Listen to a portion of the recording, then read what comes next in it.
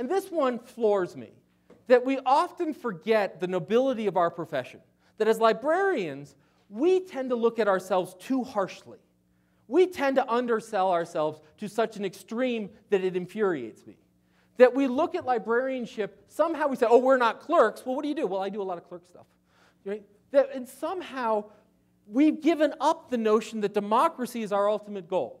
In fact, when we're doing this, we looked at the data and you look at the literature, and what I ask for your conversations tomorrow is do not let technology overwhelm your commitment to democracy.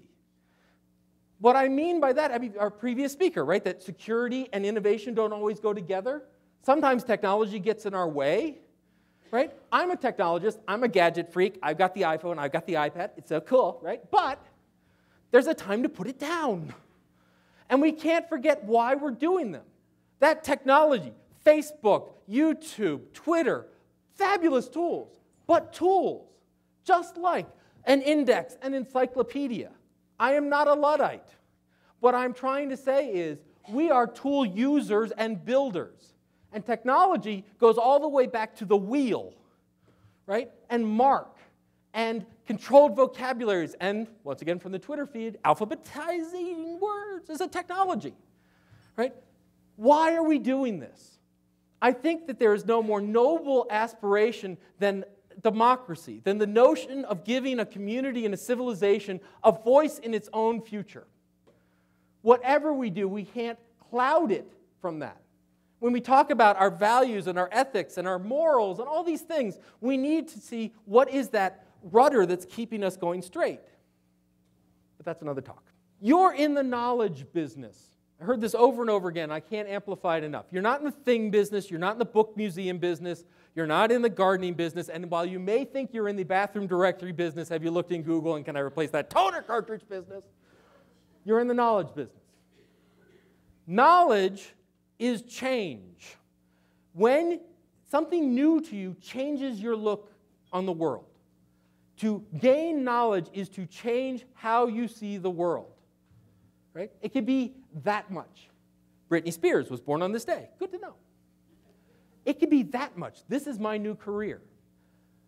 It can be all of these things, but what we do is we change people's worldview. Now, how do we expect people to come to us to help them change their worldview if they see us as conservative, slow-moving, and unwilling to change? Right? Favorite joke? Well, one of them. Change is like heaven. Everyone thinks it's a good idea. No one wants to go first. Right?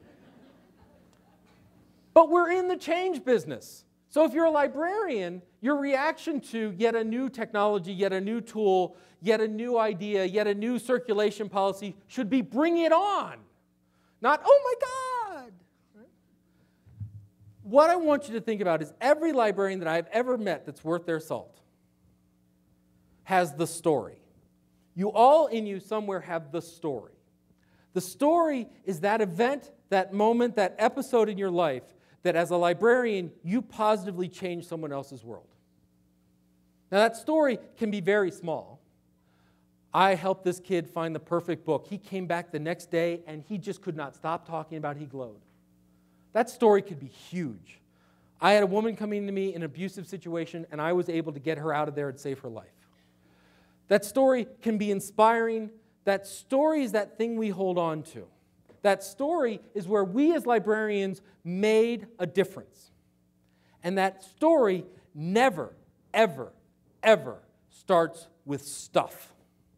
I saw them pulling the book I had shelved just 10 minutes ago.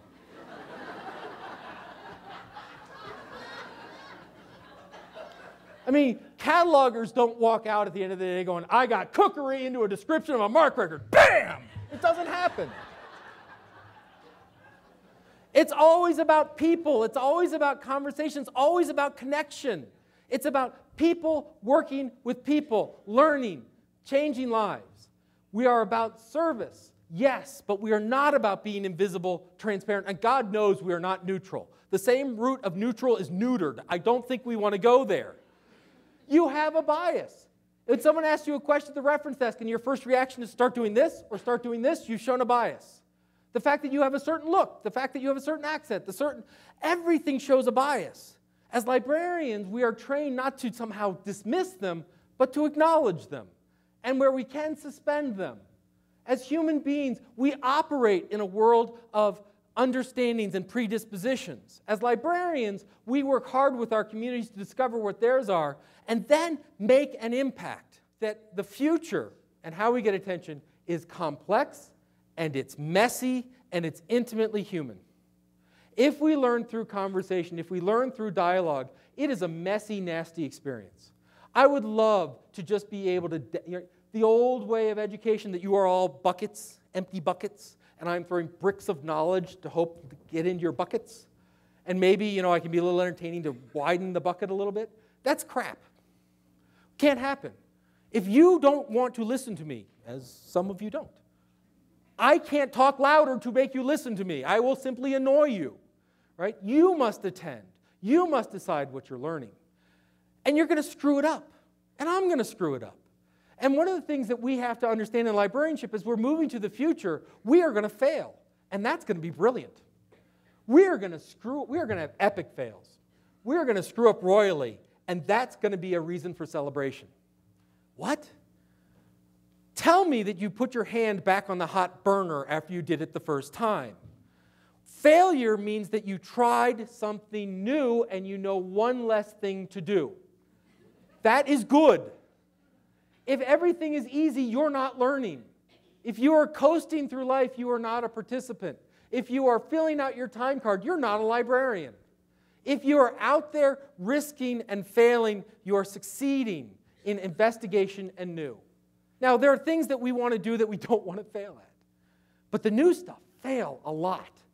And everyone who's administrator of a library, build a place to fail. Build a safe environment for people so they can stand up and say, I have a crazy idea. And celebrate that it's a crazy idea. Now, a few tips and then I will shut up. For the strategic planning process, we talked, first of all, talk members, not customers or users, please.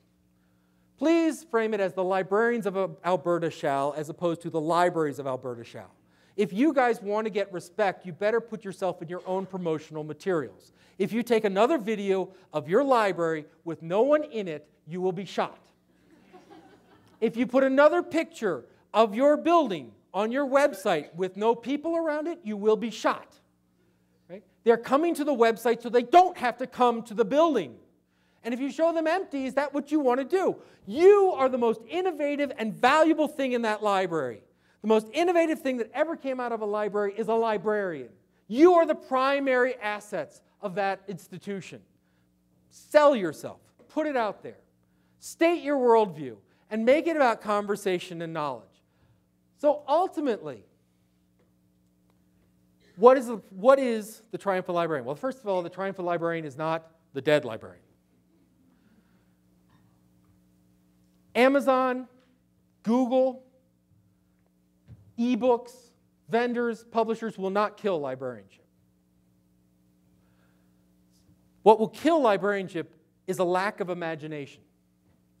What will kill librarianship is that when librarians have an inability to see what could be and only see what is.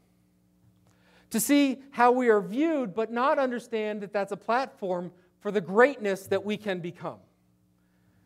I don't care if you're a liberal or a conservative or a radical or a reactionary. What I care about is that you see your efforts as crucial to shaping the future, not only of the library, but of the communities you work in. Librarianship is a conversation. It's a conversation that has been going on for 3,000 years. It's a conversation that has been handed down from generation to generation. Society to society, culture to culture, epic to epic, and it's been handed to you. And it's not done. If we take that conversation and we freeze it, or we publish it, or we point to it and say, thou shalt not change, or we turn our practices into some sort of golden idols, we have killed this conversation and we have betrayed the past. Librarianship is a conversation about how we can make the world a better place. It is a conversation not only amongst ourselves, but with our communities. What do you need? What problems are you trying to solve? How can we help? That conversation is how we learn. It's how we grow. Librarians have existed for 3,000 years, not because we haven't changed, but because we have changed radically. The best testament that we can give to Dewey and Ranganathan and Alexandria is to tear down their edifice and tear down their ideas and start afresh, because that's what they did. Librarianship is a conversation about what it means to be a better society, a better community, an aspiration for a better day. Ultimately, then, this is what it is to be a triumphant librarian. A triumphant librarian is when you wake up one day and you realize that today your community is better than it was yesterday. Better educated, better informed, happier, better prepared for change. And knowing that tomorrow you're going to work like hell to make that one even better. And the one after that, even better. And no collection and no book and no building makes that happen. You make that happen.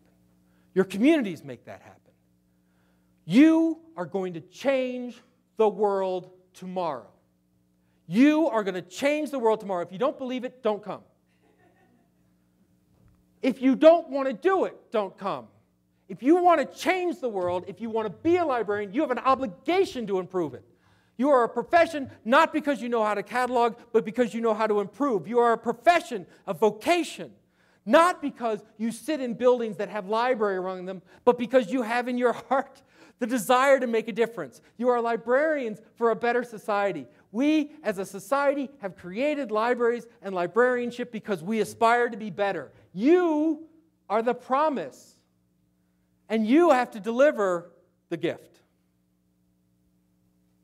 Thank you very much.